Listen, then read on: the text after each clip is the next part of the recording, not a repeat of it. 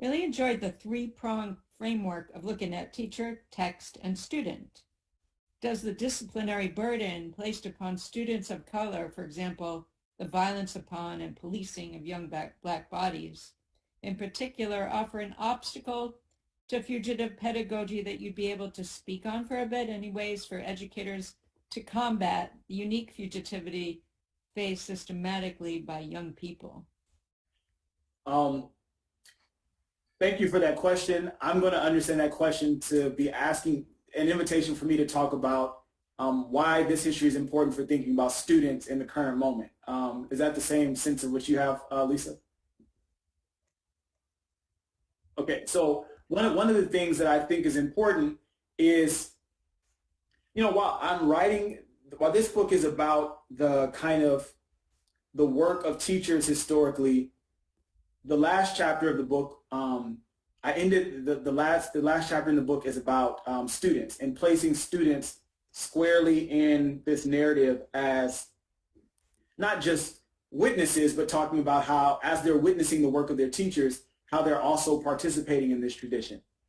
And for me, that was instructive and important to do that, because I think that this is important not just for educators to help put their work into perspective, but I also think that learning this information and this history is very, very important for Black students to have a different frame and a different way of thinking about not just what's at stake in their education, but also a kind of alternative heritage and educational tradition that they also have to look to, that they can kind of draw on, and not just to inspire themselves, to be inspired by, but also to analyze the kind of ongoing kind of alienation that Black people experience in schools, right? I think that this is a history that also needs to be introduced to Black students earlier on. I don't know. I think schools do a terrible job in general helping students understand the larger aims of education beyond going to school to be working buyers and buying workers, right? Other than the kind of, what job are you going to get? What profession are you going to move into, other than the demands of the labor market, right? This history is the story about Black people centering their kind of human striving in education, right? And I think that this is something that Black students can also benefit from engaging with, because it can help them kind of look at education with a new lens, right?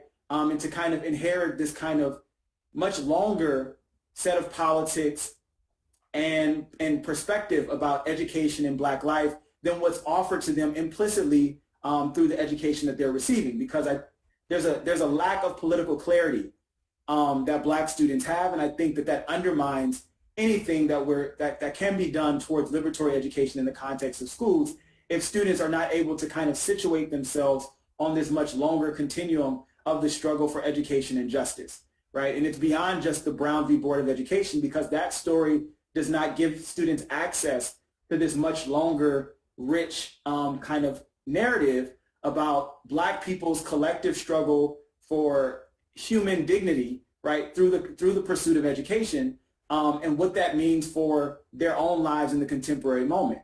This is a history that's trying to offer a new frame to talk about what's at stake in education for Black people, but I think it also it raises universal questions about what the deeper meanings of education and society are, beyond the demands of kind of capital and beyond the demands of the labor market and the demands of the marketplace, right? And because I think a lot of that, the lack of political clarity around those things has done a lot of damage to the kind of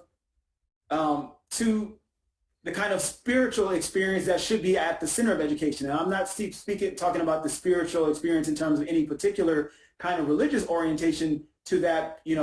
There are different ways of thinking about it, but really the kind of humanistic aspect of education that really gets stifled out and stripped out, both with the deprofessionalization of teachers that limit how teachers themselves get to show up and be present in schools and as thinkers and as producers of knowledge, right? But that also carries on down to the alienation of students as well, who are positioned in schools in ways that that kind of maim their own humanity, right? And that doesn't allow for their full selves to kind of come and be present. So I think that this history is a way to open up a new way of thinking about all of those things.